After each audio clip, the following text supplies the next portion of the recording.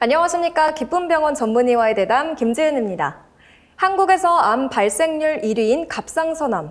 우리가 평소에 먹는 음식이 원인이 될 수 있다고 하는데요. 이번 시간엔 갑상선암의 위험 요소에 대해 자세히 알아보겠습니다.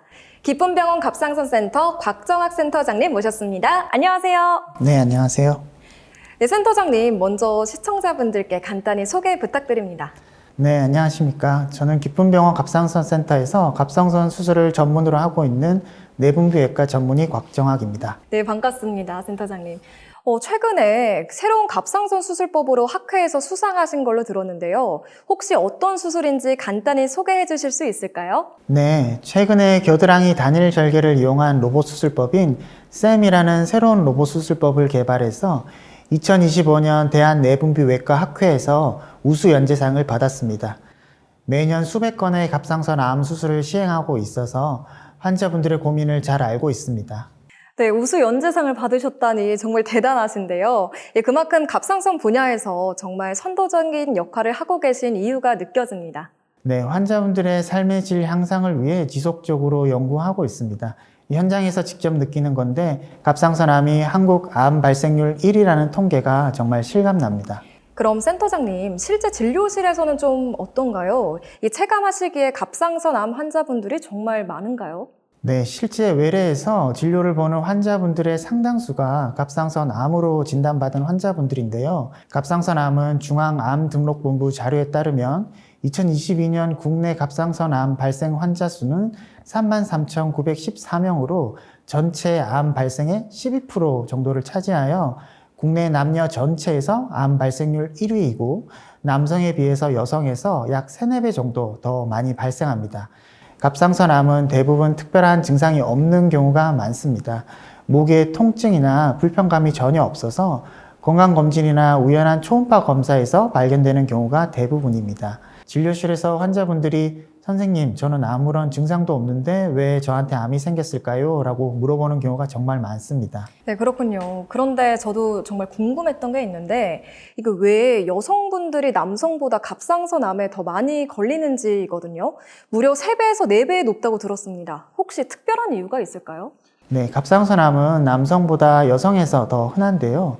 정확히 왜 그런지는 아직 완전히 밝혀지지는 않았지만 몇 가지 중요한 요인들이 있습니다. 첫째는 호르몬의 영향입니다. 여성 호르몬인 에스트로겐이 갑상선 세포의 성장에 관여한다는 연구들이 있고 실제로 가임기 여성에서 발생률이 높은 것도 이런 배경과 관련이 있다고 알려져 있습니다. 둘째는 면역학적 차이입니다. 여성이 남성보다 자가 면역 질환이 잘 생기는데 갑상선염 같은 면역 질환이 갑상선암과 연관된 경우가 많습니다. 다음으로 검진의 접근성도 영향을 줍니다. 여성분들이 건강검진이나 초음파를 받을 기회가 상대적으로 많다 보니 더 빨리 더 많이 발견되는 경우가 있습니다. 즉 호르몬, 면역학적 차이와 함께 검진의 기회가 많다는 점이 여성에서 더 흔하게 보이고 있는 이유라고 말씀드릴 수 있습니다. 네, 방금 여성 호르몬 이야기를 해주셨는데요. 그렇다면 실제로 여성 호르몬이 갑상선암 발생에 직접적인 영향을 주는 건가요? 아직 여성 호르몬과 갑상선암 사이의 관계가 완전히 규명된 건 아닙니다. 하지만 여러 연구에서 에스트로겐이 갑상선 세포의 성장과 분화에 영향을 줄 수 있다는 점은 밝혀졌습니다. 그래서 가임기 여성에서 갑상선암이 더 많이 발견되는 배경으로 설명되기는 합니다. 그렇군요. 그렇다면 많은 여성분들이 특히 궁금해하실 것 같은데 예를 들어 임신이나 출산, 폐경 같은 상황이 갑상선암에 더 위험할 수 있을까요? 임신이나 출산이 갑상선암을 직접적으로 유발한다고 보기는 어렵습니다. 다만 임신 시기에는 호르몬 변화와 면역 체계 변화가 함께 일어나기 때문에 갑상선에 혹이 발견되거나 이미 있던 결절이 커지는 경우가 있습니다. 하지만 대부분 조기 발견이 가능하고 예후도 좋은 경우가 많아서 너무 걱정할 필요 없습니다. 실제로 임신 중이나 출산 후에 갑상선암을 발견하는 경우가 많아서 임신 계획이 있으면 미리 갑상선 검사를 받아보는 것도 좋은 방법입니다. 네, 여성 호르몬이 갑상선암 발생에 영향을 줄 수 있다고 말씀해 주셨는데요. 그럼 여성 호르몬이 포함된 피임약, 좀 어떤가요? 이 피임약도 갑상선암의 위험 요인이 될 수 있을까요?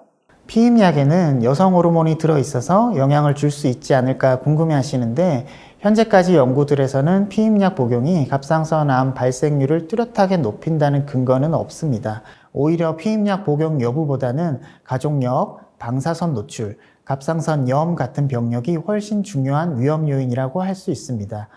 즉 피임약 때문에 갑상선 암이 생긴다고 걱정할 필요는 없고 피임약 사용 여부와 관계없이 정기적인 초음파 검진과 건강관리가 더 중요하다고 말씀드리고 있습니다. 네, 그런데 센터장님, 저희가 갑상선 암에 대해서 이야기하면서 이 요오드 이야기를 빼놓을 수 없잖아요.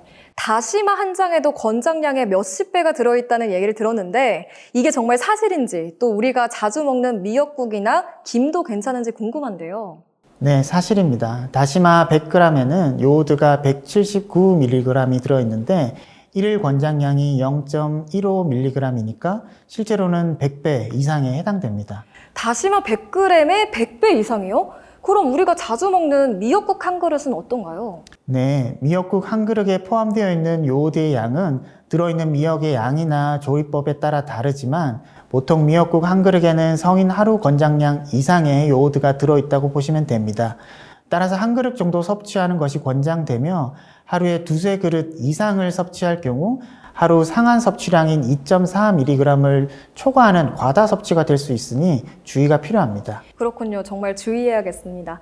그런데 저는 이 요오드는 무조건 갑상선에 좋은 줄만 알고 있었거든요. 그런데 많이 먹으면 오히려 암이 생길 수 있다는 말씀인가요? 네, 맞습니다. 적정량의 요오드는 갑상선 기능에 필수적이지만 부족하거나 과다하면 오히려 갑상선 기능 저하증이나 항진증을 초래할 수 있고 갑상선 결절이나 암의 발생과 관련이 있을 수 있다는 보고도 있습니다. 즉, 요오드를 적정량보다 부족하거나 필요 이상으로 과잉 섭취했을 때는 문제를 일으킬 수 있다는 건데 한국처럼 해조류를 많이 먹는 나라에서는 추가로 요오드 관련 영양제를 따로 먹지 않아도 됩니다. 네, 그럼 결국 중요한 건 얼마나 먹느냐는 건데 그렇다면 구체적으로 해조류를 어느 정도 섭취해야 할까요? 말씀하신 것처럼 결국 중요한 건 얼마나 먹느냐입니다. 해조류 자체는 건강에 좋은 식품이지만 요오드가 많이 들어있어서 적당량을 지키는 게 핵심이라고 할 수 있습니다. 예를 들어 미역국은 하루에 한 그릇 정도는 전혀 문제가 되지 않습니다. 하지만 하루에 여러 번 미역국을 드시고 거기에 다시마, 김 같은 해조류까지 먹으면 상한 섭취량을 쉽게 넘을 수 있습니다. 따라서 일반적으로는 하루에 한두 번 해조류를 포함한 식사는 괜찮지만 그 이상 섭취하거나 따로 요오드 영양제를 먹을 필요는 없다고 보시면 됩니다. 네, 미역국은 하루에 한 그릇 정도 말씀하신 적정량 꼭 기억하겠습니다. 그런데 센터장님, 방사선도 갑상선암의 주요 위험 요소라고 들었는데요. 네, 갑상선암과 가장 확실하게 연관이 있는 요인 중 하나가 바로 방사선 노출입니다. 특히 어린 나이에 목 부위가 방사선 노출이 되면 갑상선암 발생 위험이 크게 올라갑니다.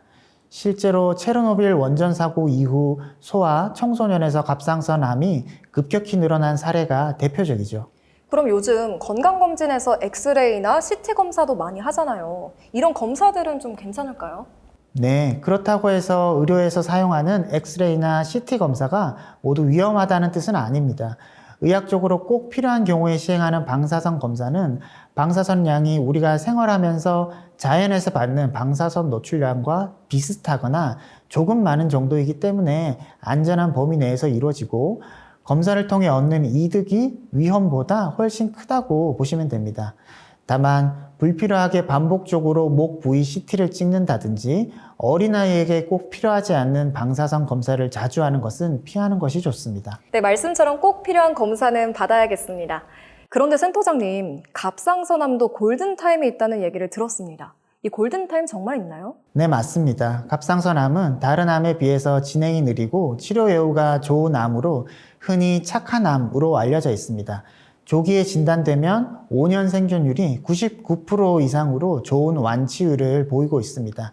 하지만 특정 경우에는 진단과 치료 시기를 놓치면 결코 착하지 않습니다. 바로 암의 크기가 크거나 갑상선 주변 장기나 림프절로 전이가 의심되는 경우에는 치료 시기를 늦추지 않는 게 중요합니다. 네, 조기에만 발견되면 99% 완치가 가능하다니 정말 희망적인 이야기인데요. 역시나 치료 시기가 얼마나 중요한지 다시 한번 깨닫게 됩니다. 그럼 센터장님, 지금까지 많은 진료를 보셨을 텐데 혹시 기억에 남는 실제 사례가 있으실까요? 네, 최근에 30대 초반 임산부가 내원하셨습니다. 임신 기간 중 목에 혹이 만져져서 검사해 보니 약 2cm에 가까운 갑상선 유두암이었는데요. 처음에는 환자분이 아기를 가진 상태에서 바로 수술을 해야 하는 건지 많이 불안해 하셨습니다. 하지만 앞서 말씀드린 것처럼 갑상선암은 대부분 진행이 느리고 임신 중에도 크게 악화되는 경우가 드뭅니다. 다행히 주변 조직이나 림프절에서 전이는 발견되지 않은 상태에서 진단되어 저희는 출산까지 안전하게 임신을 유지한 뒤 출산 후에 수술로 잘 치료가 된 경우가 있었습니다. 수술도 잘 되었고 현재는 아기와 함께 건강하게 잘 지내고 있습니다. 네, 정말 다행이네요. 그렇다면 우리가 평소에 좀 어떻게 갑상선을 관리하면 좋을까요? 중요한 건 균형 잡힌 식사와 정기적인 검진인데요. 앞서 말씀드린 것처럼 요오드 섭취에 관련해서는 부족하거나 과잉 섭취되지 않도록 적정량으로 섭취하는 것이 중요합니다. 다음으로는 정기 검진이 중요합니다.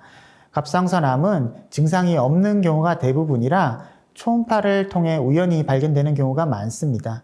가족력이 있거나 결절이 만져지는 분들은 더 꼼꼼하게 체크하는 게 좋습니다. 특히 20대에서 50대 사이의 여성분들은 1년에서 2년마다 갑상선 초음파를 받으시고 목에 혹이 만져지거나 불편감 혹은 목소리 변화가 있으면 즉시 병원에 방문하여 진료를 보시는 것이 권장됩니다.